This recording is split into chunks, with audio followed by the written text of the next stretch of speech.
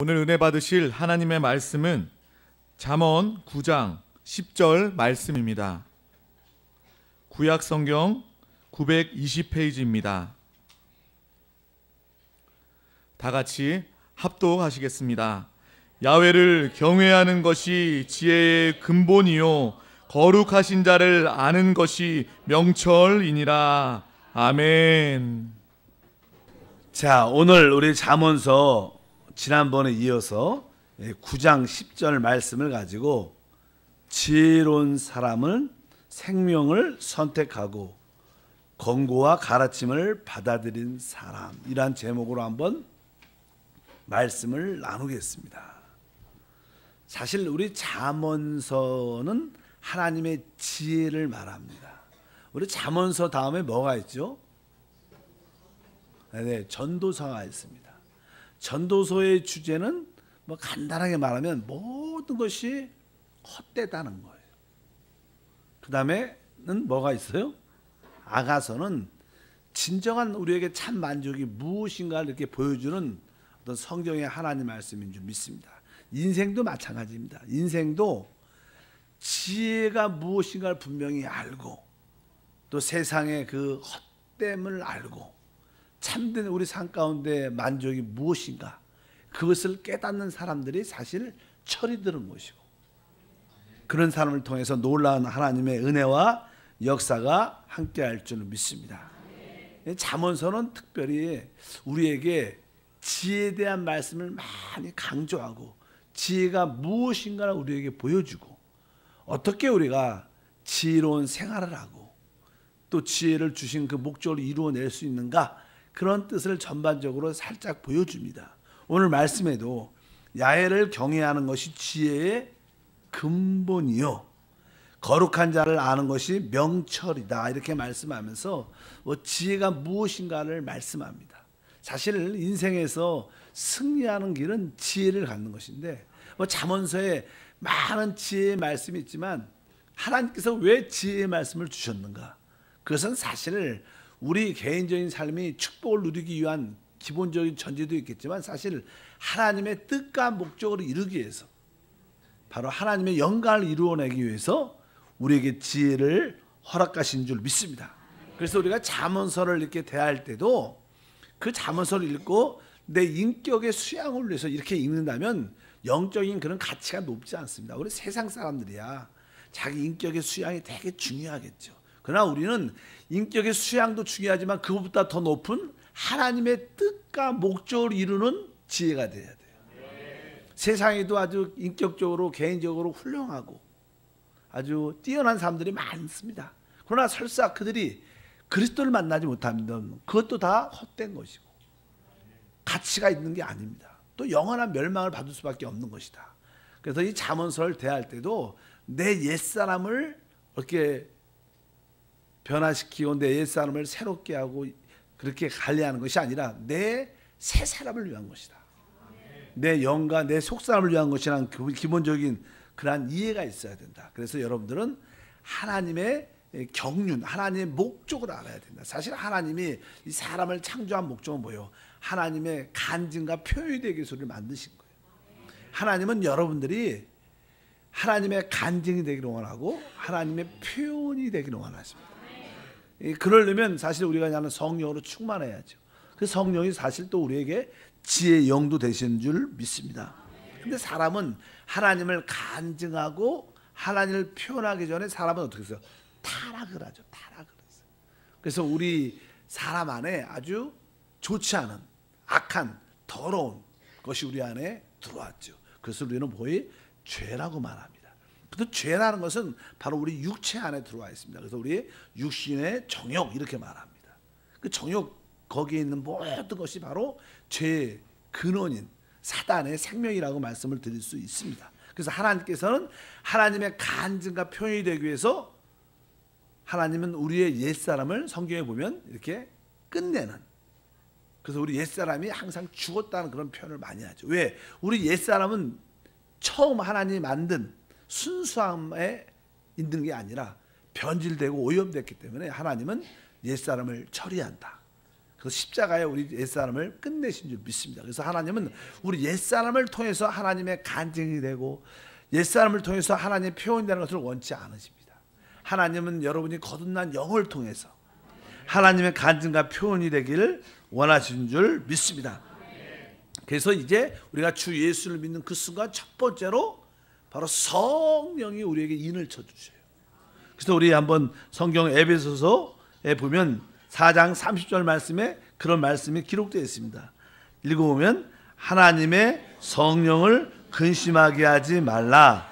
그 안에서 너희가 구원의 날까지 인치심을 받았느니라. 아멘. 그래서 사실 주 예수를 믿으면 성령이 우리에게 인을 쳐주세요.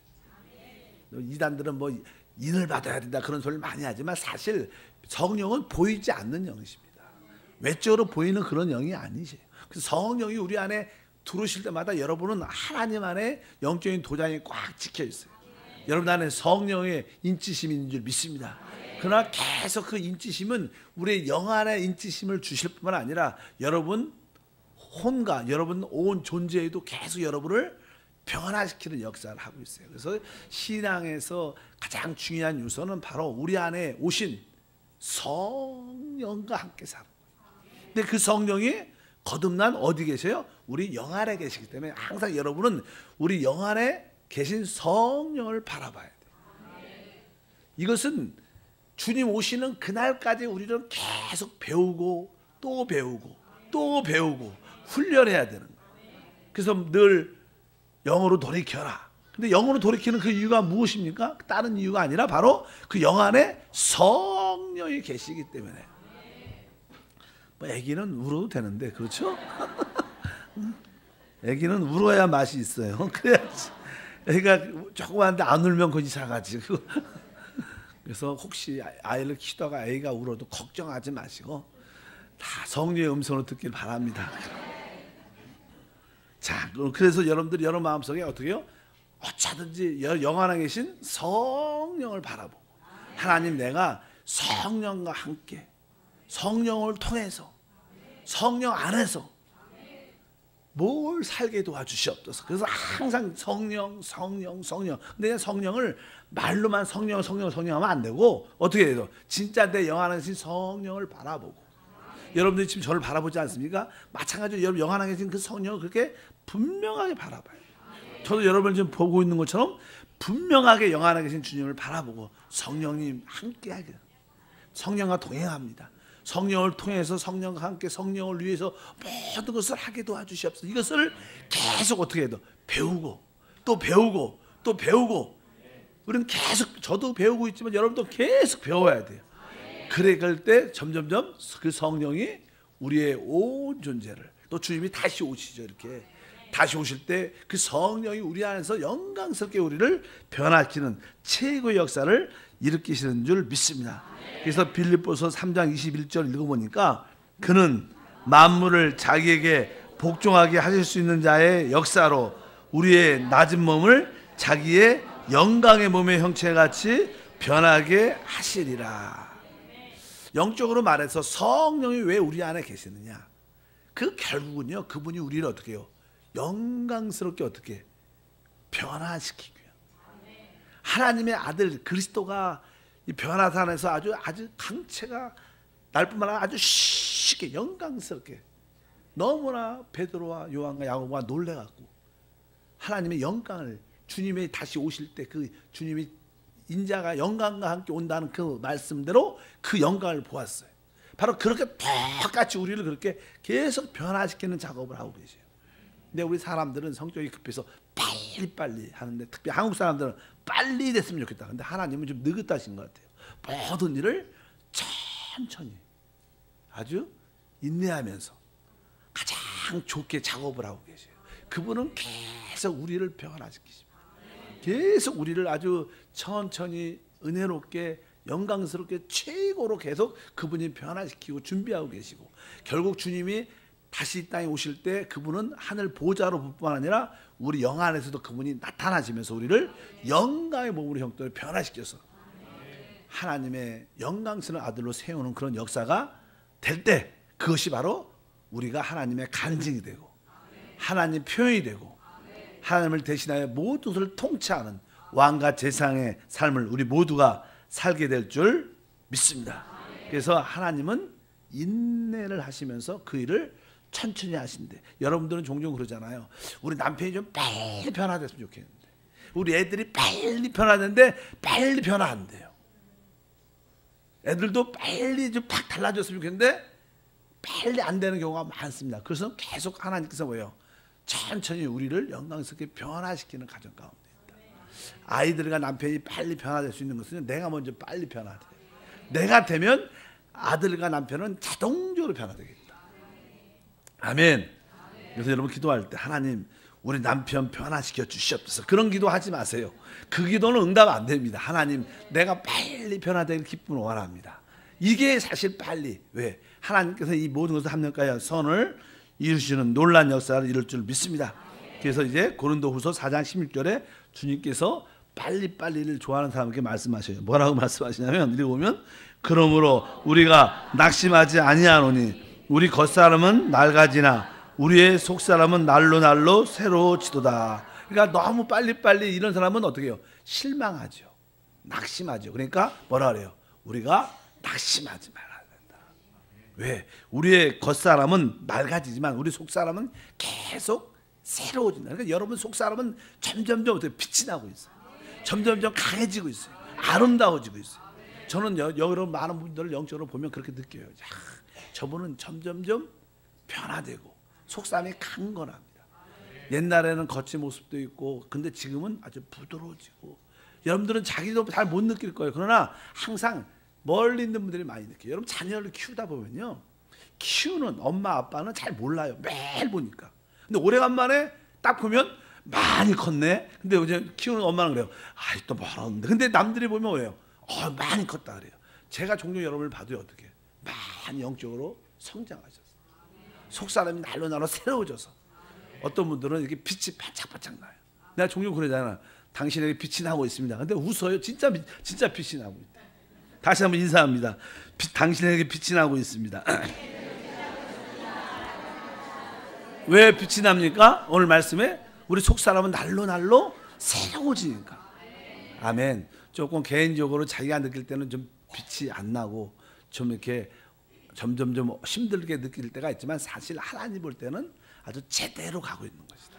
그러니까 여러분들이 다가오는 환난과 어려움들을 결코 두려워하지 말고 기뻐하는 여러분 모두가 되기를 바랍니다. 그래서 항상 이 잠언서의 핵심은 지혜인데, 지혜를 내 옛사람을 인격 수양이나 그런 모습으로 키우는 게 아니라 바로 내 사람을 하나님의 사람으로 만드는데 필요한 하나님의 말씀이다. 그래서 항상 잠언서도 너무나 좋은 말씀이 많지만 그냥 생각으로 읽으면 안 되고 기도하면서 읽어서 그것을 우리의 영의 자양분으로 받아들여 우리가 승리하는 축복과 은혜가 함께할 줄 믿습니다. 이런 이야기가 이 잠언서의 중요한 내용인데, 지난 시간에는요 우리 그런 말씀을 나눴습니다. 지난 시간에 어떤 사람이 지혜로운 사람이냐, 오늘은 이 두 번째 시간인데, 사실 지혜로운 사람의 특징 중에 하나는요, 이 세상에는요 생명과 사망이라는 게 있어요. 이 땅에는 딱 두 가지 길이 있어요. 하나님이 사람을 창조하시고 에덴 동산에 많은 나무가 있으면 특별히 두 나무를 지정해 주셨는데, 하나는 생명나무와 선악을 알게 하는 나무였어요. 근데 선악을 알게 하는 나무는 다른 말로 말하면 주님이 말씀하셨죠. 이것을 먹는 나는 반드시 죽는다 그랬어요. 그건 무슨 나무예요? 사실 죽음의 사망의 나무입니다. 그러니까 이 땅에는 생명나무와 뭐가 있어요? 사망의 나무가 있어요. 그러니까 여러분들이 사람이 타락했다는 것은요, 선악을 분별한다는 거예요. 우리의 선악은요 하나님입니다. 하나님이 말씀하면 선이에요. 아무리 사람이 좋게 보이고 올바르도 하나님이 아니다 그러면 악이에요. 이게 답이지요. 우리 내 기준에 내가 맞아. 사람은 다 자기의 어떠한 개인적인 이해타산이 있죠. 나한테 좋으면 좋은 거예요. 그러나 한편적으로 나한테 좋으면 다른 사람한테 피해가 되는 것들이에요. 그러나 하나님은 그렇게 일을 하지 않고 바로 하나님은 다 살리고 다 회복하고 다 축복하는 게 하나님의 마음인 줄 믿습니다. 이 땅에는 사망의 길도 있고 생명의 길도 있는데, 지혜로운 사람은 어떤 길을 선택해요? 생명의 길을 선택해야 된다. 그래서 생명의 길에 대한 그런 말씀이 많죠. 생명의 길을 선택하는 것은요, 우리가 가장 기본적으로 이 주님을 경외한다는 마음이 있어요. 경외한다는 단어는 뭐 쉬운 말로 두려워한다는 거죠. 그러니까 항상 생명의 길이 무엇이냐? 주님을 경외하면 여러분들 무엇을 얻게 돼요? 생명을 얻게 됩니다.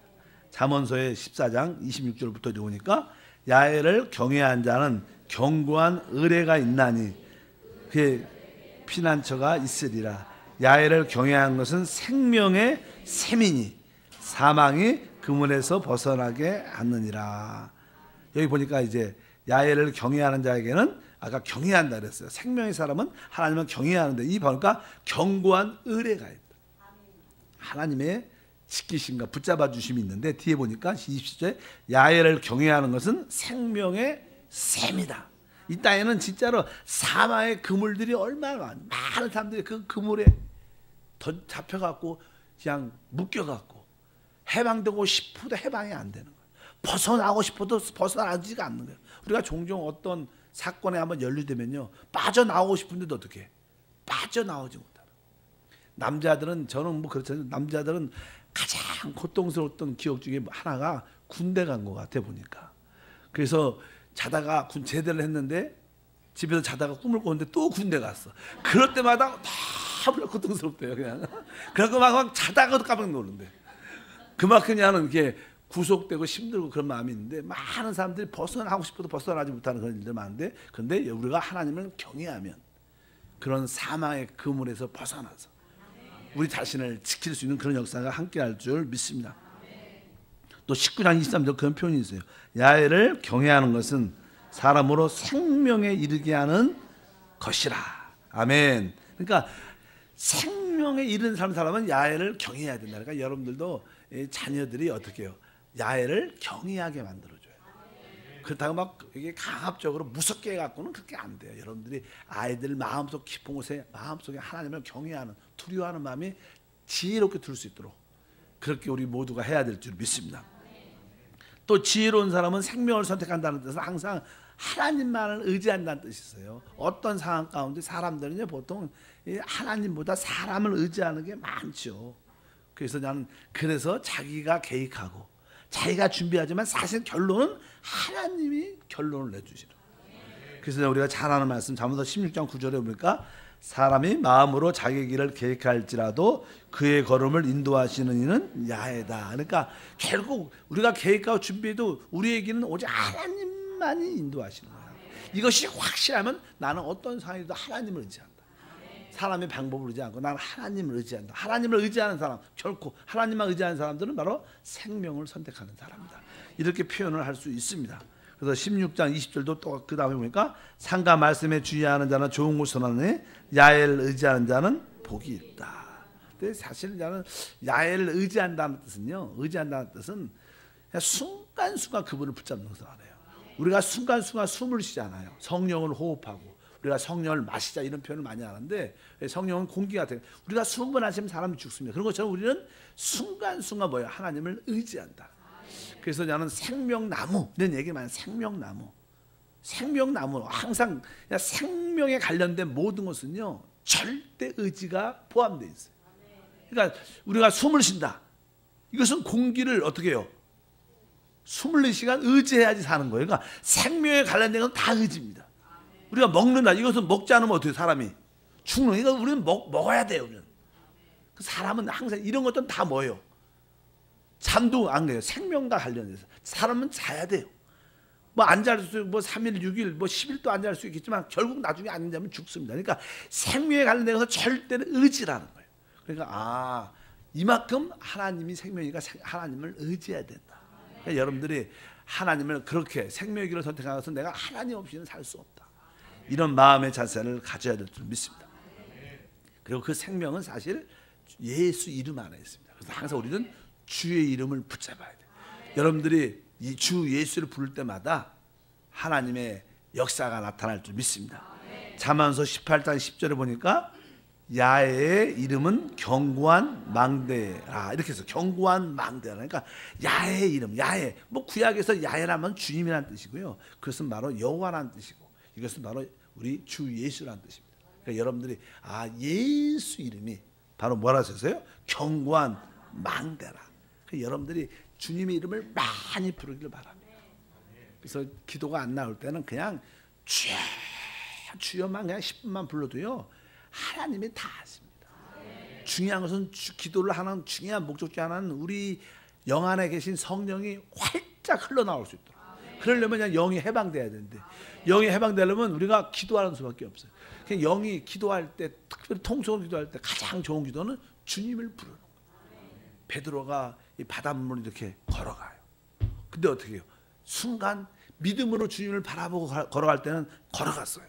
근데 순간 깜빡 보니까 바람과 파도가 불고 딱 보니까 자기도 모르는 사이에 내가 물 위에 있네?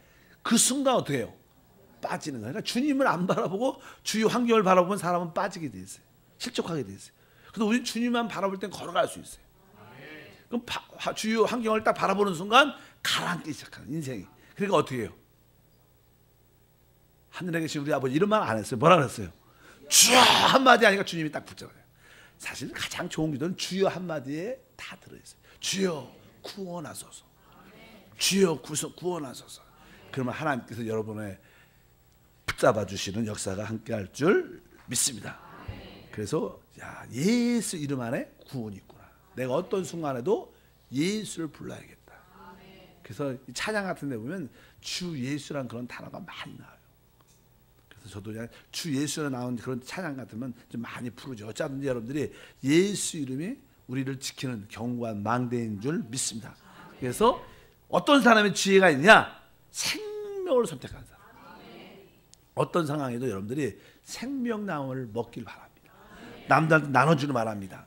반대로 여러분들이 자꾸만 사람들의 관계에서, 남편과의 관계에서, 교회의 관계에서, 봉사의 관계에서 선악을 따지는 사람들은 사실을 반짝할 수 있지만 결국 영적으로 죽고, 나중에 생활적으로 죽고, 사람과의 관계도 죽고, 나중에 혼자 남다 보면 거기 마귀가 옆에 있게 돼요. 그래서 분명히 깨달아야 돼요. 하나님, 내가 사명나무, 선악을 선택하지 않고 어떤 순간이든 내가 사람을 살리는 생명나무를 선택하게 도와주시옵소서. 그런 사람이 진정으로 뭐가 있어요? 지혜가 있다.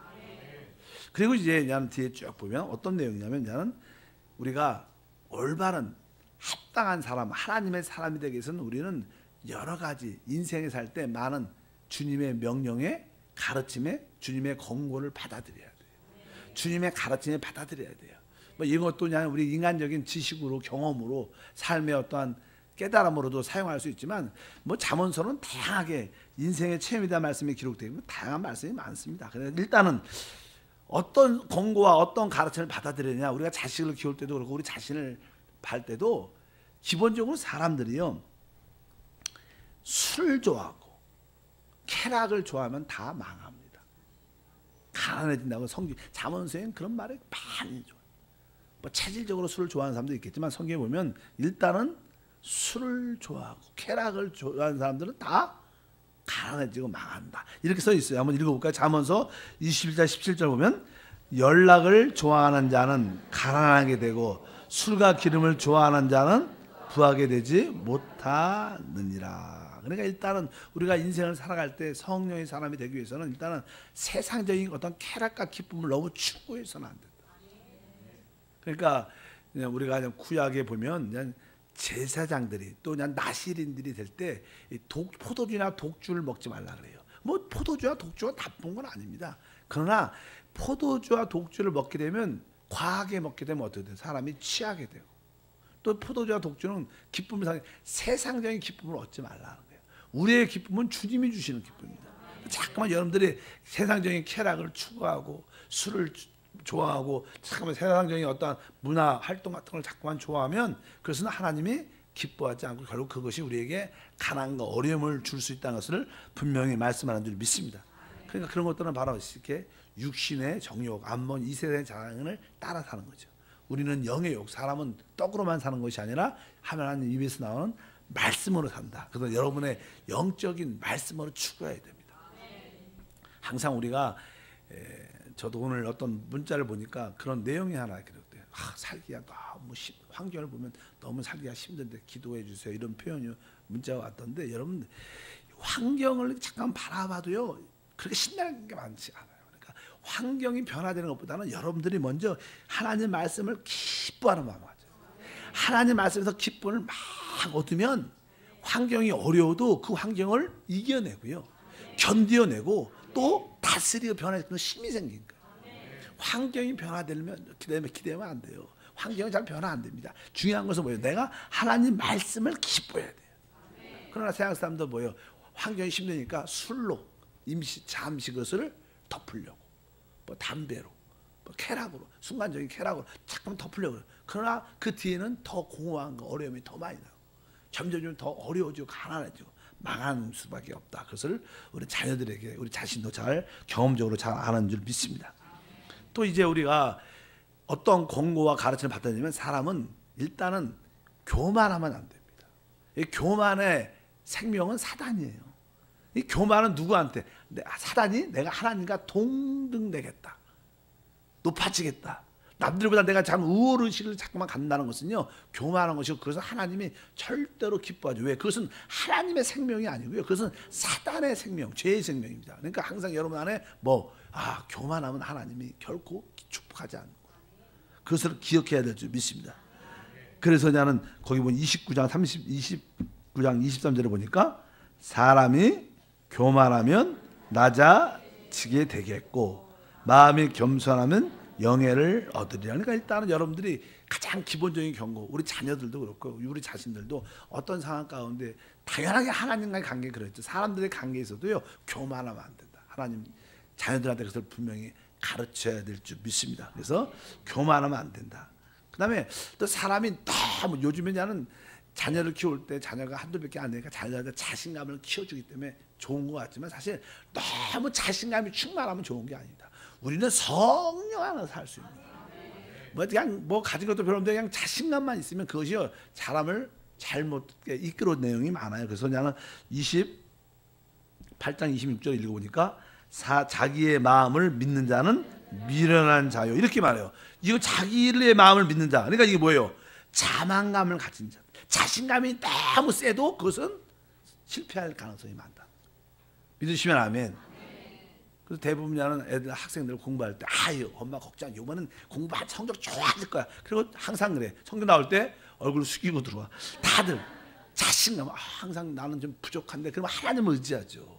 너무나 자신감을 갖는 것은 썩 좋은 게 아닌 것을 기억하시기 바랍니다. 그렇다고 너무 자존감이 없어서 나는 할 수 없다, 무능력을 가지라는 뜻이 아니라 그것이 너무 어느 선을 넘어서 안 될 것이다. 항상 나는 주님 안에서 모든 것을 할 수 있다. 그 안에서 모든 것을 할 수 있는데 앞에가 뭐예요? 주 안에서. 난 주님 안에서 할 수 있다. 그렇게 우리가 배워야 될 것이다. 또 27장 1절에 보면 이런 말씀이 있죠. 너는 내일 일을 자랑하지 말라. 하루 동안에 무슨 일이 일어날지 내가 알 수 없다. 이것은 무슨 뜻일까요? 사람이 자기 인생을 이렇게 거만스럽게 표현. 내 안에 모든 것이 다 있어. 성공한 사람들은 그렇게 말하죠. 야, 세상에 모든 것이 다 있어. 난 다 할 수 있어. 이렇게 사람이 너무 거만해도 안 돼. 믿으시면 아멘. 그럴 때 하나님께 어떠한 버림을 받게 되는 그런 계기가 되기 때문에 또 사람들한테도 버림받죠. 처음에는 돈이 있으니까, 건세가 있으니까 사람들이 머리를 다 숙이지만 나중에 그분이 그런 것이 떠나면 다 사람들 떠나고 아무것도 안 남습니다.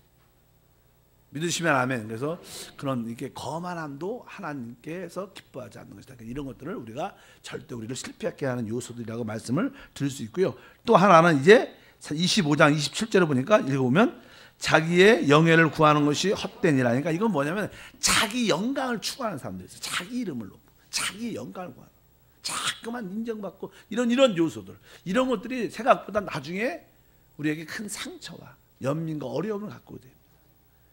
그래서 이제는 우리가 이런 요소들이 합당치, 우리 인간 생활하는데 합당치 않은 것이구나. 내가 교만도, 자신감을 너무 갖는 것도, 또 너무나 이 거만함도, 또 자기 영광을 구하는 것들이 결국 우리에게 합당치 않다.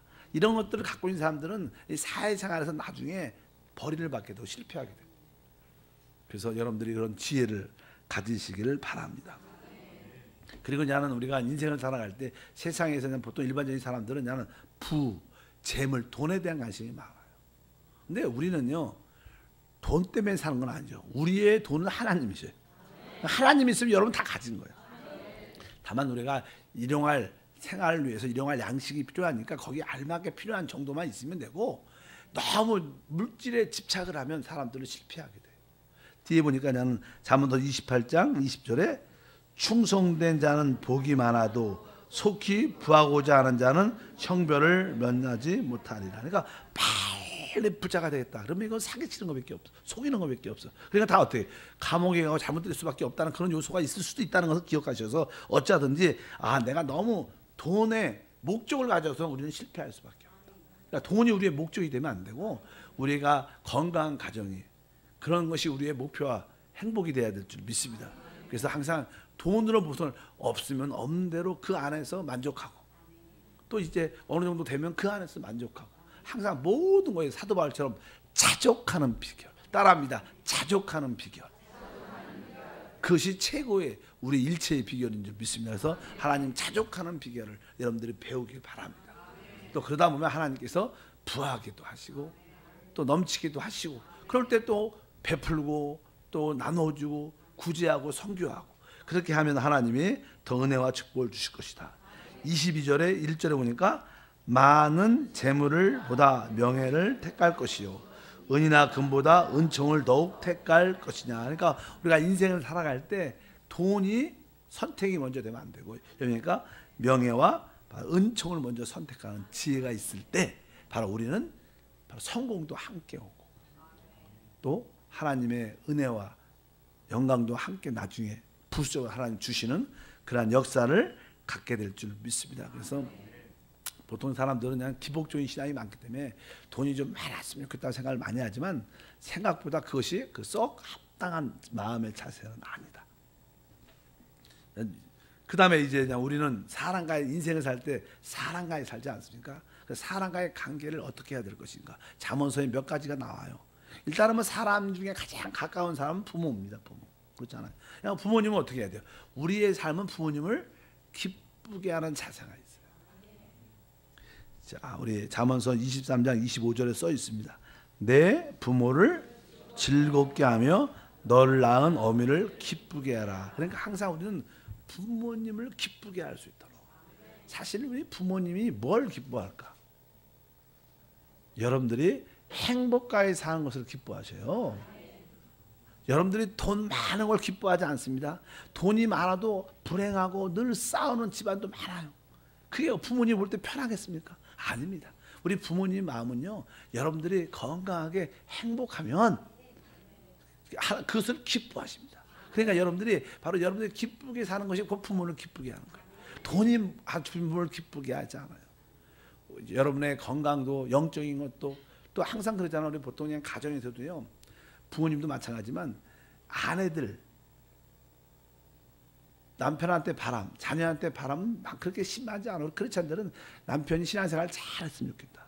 부모님들도 마지막에 천국 가기 전에, 주님한테 가기 전에 소원이 뭐예요? 야, 너희들 잘 하나님을 섬겨야 된다. 그거 바래요. 그것이 기쁘게 하는 겁니다. 뭐 용돈을 많이 주고 다른 걸 많이 해주는 기쁜 게 아닙니다. 부모님을 기쁘게 하는 게 무엇인가를 분명히 알아야 된다. 바로 여러분들이 하나님을 잘 섬기는 것이 부모님을 기쁘는 것이고, 그런 자녀가 진짜 합당한 자녀인 줄 믿습니다. 일단은 우리는 가장 가까운 부모님에 대해서 어떻게 해야 돼요? 기쁘게 하는 자세. 무엇이 우리 부모님을 기쁘게 할 수 있는가? 옆 사람과 인사합니다. 무엇이 우리 부모님을 기쁘게 할 수 있을까요? 한번 인사해보세요. 저도 뭐 이렇게 전화를 잘 안 하지만 여러분도 전화를 하시면 기쁘실 걸 믿습니다. 자, 두 번째는 우리 이웃, 그다음에 이웃이죠. 이웃의 관계에서 뭐 십계명에도 이웃에 대하여 거짓 증거하지 말아야. 우리는 항상 이웃의 다른 사람에 대해서요, 진짜 나쁜 말을 해서는 안 돼요. 이걸 배워야 돼요. 뭐 시편에 아니 우리 잠언서 25장 9절에 이거 말했습니다.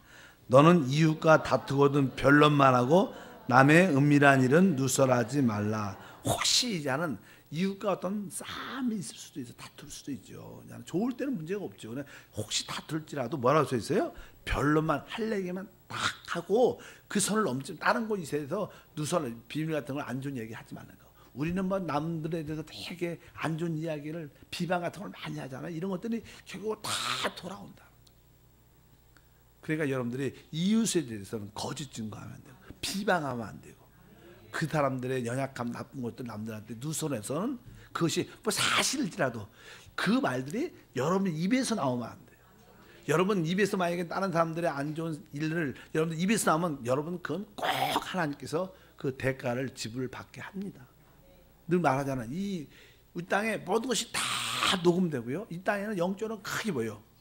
심고 거두는 법칙이 있어요. 여러분들이 보는 거 이것도 심는 겁니다. 눈을 이렇게 볼 때 좀 째려본다. 이렇게 좀 이렇게 우습게 본다. 이게 마음이 다 있잖아요. 또 말도 이렇게 여러분 딱 좀 이렇게 옆으로 이렇게 째려본다. 이거 심은 겁니다. 하나님의 그대로 다. 여러분들이 말하는 거 부드럽게 하지 않는 이건 뭐예요? 다 심는 거예요. 여러분들이 이 땅에 사는 것은 다 심는 인생이 심는 거예요. 잘못 심어서 갖고 지금 어려운 사람들 많습니다. 실제로 어떻게 보면 또 이 땅에 살 때 지금 내 삶이 좀 어렵다. 그것은 무엇인가를 우리가 언젠간 심었기 때문에 내가 요새 사람 관계가 너무 힘들어. 막 남들이 날 너무 오해하고 너무 날 안 좋게 이야기해. 너무 고통스러워. 그러면 왜 그럴까? 그냥 아니 땡 굴뚝 연기가 안 나는 거죠. 무엇인가 나도 옛날에 심었기 때문에 그게 자라서 나한테 애매하게 돌아오는 거. 그러니까 이 모든 것들이 다 그렇다. 그러니까 어쩌든지 우리 이웃에 대해서는 나쁜 얘기하지 말고 비밀 알아도 누설하지 말고 설사 비밀 알아도 여러분 입에서 나오지 말고 남들이 혹시 하더라도 몰라도 여러분 입에서는 그런 것을 비밀들 누설하지 않아야 진짜 하나님을 기쁘게 할 수 있는 지혜인 줄 믿습니다. 우리 주변에 살면서 하는 주변에 가난한 사람도 있죠. 어쩌니 가난한 사람이 있으면 우리가 그들을 기도로도 돕고 여유가 된다면 구제도 하고 일단은 가난한 사람들 멸시하거나 우습게 보면 안 됩니다. 공부를 안 해서 그래. 일도 안 해서 그래. 일단 그것은 우리가 주인이 아닌가 그런 얘기할 필요해요. 일단은 우리가 긍휼히 여기는 마음을 받아주는 게 좋은 줄 믿습니다. 28장 27절 읽어보니까 가난한 자를 구제하는 것은 궁핍하지 아니하려니와. 그러니까 항상 이렇게 남들한테 어려운 자들을 이렇게 돕는다는 것은요 심는 거니까 결국 어떻게 심은 대로 돌아오니까 항상 우리들도 어떻게 부유함이 더 된다. 그래서 이렇게 오늘 말씀이 가난한 자를 구제하는 자는 궁핍하지 아니하겠다 이렇게 말씀입니다. 못 본 채 하는 자에게는 저주가 크리라. 아주 무섭게도 써놨습니다. 그 다음에 네 번째 보면 자는 24장 19절 읽어보니까 너는 행악자들로 말미암아 분을 품지 말고 악인의 형통함을 부러워하지 말라. 종종 보면 나는 악한 사람들이 있습니다. 나한테 악한 게 아니라 다른 사람한테 이게 악한 사람들이 있어요. 어떤 저 사람은 저렇게 악해? 그러면 우리가 종종 이렇게 좀 때려주고 싶고 하고 좀 말 좀 해주고 싶은데 그런 거에 대해서 간섭하지 말라고 말합니다. 그러면 결국 그 악한 사람은 어떻게 돼요? 그 나한테 지금 악하고 하는데 그것이 우리가 좀 간섭하면 그 악이 누구한테 와요? 나한테 와서 악을 해요. 그러니까 그런 사람은 안 건드리게 나는 좋지. 뭐 그것은 뭐 우리가 기도를 많이 해봐야 되지만 옛날에는 이렇게 학생들이 중학생, 고등학생들이 이렇게 모여갖고 뭐 담배도 피고 좀 욕도 하고 막 안 좋은 짓을 하고 막 그러면 어른들이 가다가 어떻게 해요? 야 학생들 뭐해? 그러면 안 되지. 옛날은 그런 얘기도 했어요. 요즘엔 그런 말 잘못했다고 해요. 맞습니다. 다. 아예 피해가 피해. 그러니까 뭐냐 그렇게 무서운 시대가 됐지만 어쩌든지 우리가 분별해서 지혜롭게 할 필요가 있다. 그리고 그냥 악한 자는 직접 나한테 악한 게 아니라 원수는 뭐예요? 원수. 나한테 피해를 준 사람은 직접 피해를 저 사람 내 원수를 어떻게 대할 것인가. 원수는 사실 실제로 잠언서의 말씀도 그랬지만 로마서에도 기록되어 있어요. 뭐라고 기록되면 이렇게 써 있어요. 잠언서 20장 22절 읽어보니까 너는 악을 갖겠다 말하지 말고 야훼를 기다리라. 그가 너를 구원하시리라. 그러니까 항상 나에게 어떤 사람이 원수를 해를 입혔으면 우리가 손으로 갚으면 안 돼. 그 숯불을 바로 하나님이 그들에게 머리에 놓도록 우리가 기도를 해야 되지. 나에게 피해를 준 사람 내가 그 사람 내가 정리할 거야. 내가 갚아줄 거야. 이것은 결국 우리에게 더 어려움이 다가올 수 있고 더 실패의 모습을 가질 수 있기 때문에 사람들과의 모든 관계도 인간 생활에 지혜가 필요하다는 거예요. 그래서 여러분들이 부모님에 대해서 이웃에 대해서 또 이렇게 모든 사람 가난한 사람에 대해서 악한 사람에 대해서 원수에 대해서 여러분들이 지혜롭게 성령 안에서 처신을 잘 해야 하나님의 축복과 은혜가 함께 할 줄 믿습니다. 뭐 잠언서는 아까 말씀드렸지만 워낙 좋은 말씀이 많고 우리가 인간 생활, 사회 생활, 사람과의 대인관계, 어떠한 가정, 삶을 살아내는 게 많이 있어요. 근데 이것을 개인적인 인격 수양의 책으로 받아들이면 그건 썩 좋은 게 아니라, 이것은 뭐예요? 생명을 얻고 하나님의 뜻을 이루고 하나님의 목적을 이루는 새 사람의 잠언으로, 영의 잠언으로, 영적인 잠언으로 받아들여야지, 그냥 세상 사람의 책들, 교훈책들 많으세요.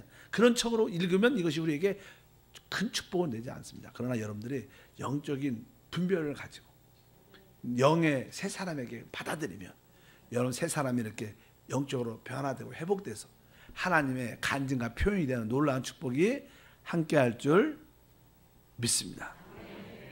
이 잠언서는 그래서 나는 간단하게 이 정도만 해도 우리가 다 마치지 않을까. 그래서 여러분 자녀들에게 혹시 이제 아이들이 성경을 어떤 큰 그림을 가지고 가르쳐 줄 수도 있지만, 혹시 성경을 읽지 않는 애들한테는 어릴 때 뭐 잠언서가 몇 장까지 있어요?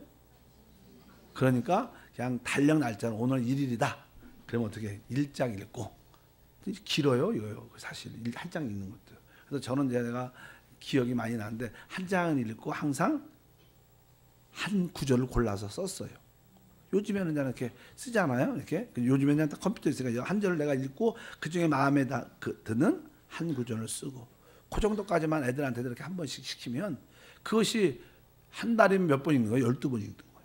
그러면 그 말씀, 특히 지혜란 말씀이, 경외라는 말씀, 이런 말씀이 많이 나오니까 그들이 하나님 말씀이 마음에 새겨지면 그 말씀이 그들의 신앙과 또 모든 생활을 이렇게 이끌어가는 그런 말씀도 될 수 있다.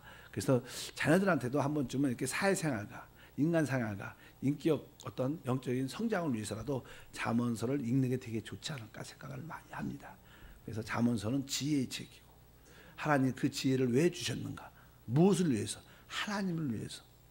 바로 하나님의 간증과 하나님의 표현이 되도록 주신 지혜인 줄 믿습니다. 그 지혜로 뭐 내가 축복을 받고 그게 아니라 하나님의 간증과 표현이 되는 지혜를 충만해서 주의 영광을 드러내기를 주님을 축복합니다. 하나님 아버지 감사합니다. 잠언서를 한편적으로 마치면서 다시 한번 이 잠언서가 우리 옛사람이 아니라 새사람에 주신 하나님의 영의 말씀인 것을 깨닫고 깊이 받아들여 그 말씀대로 하나님과의 관계와 모든 사람과의 관계와 내 자신과의 관계를 잘 성령 안에서 풀어내요. 하나님의 간증이 되게 하시고 하나님의 표현이 되게 하셔서 인생의 승리를 많은 자들에게 나눠줄 수 있는 축복의 일꾼 되도록 복을 내려 주시옵소서. 주 예수 이름으로 기도함나이다.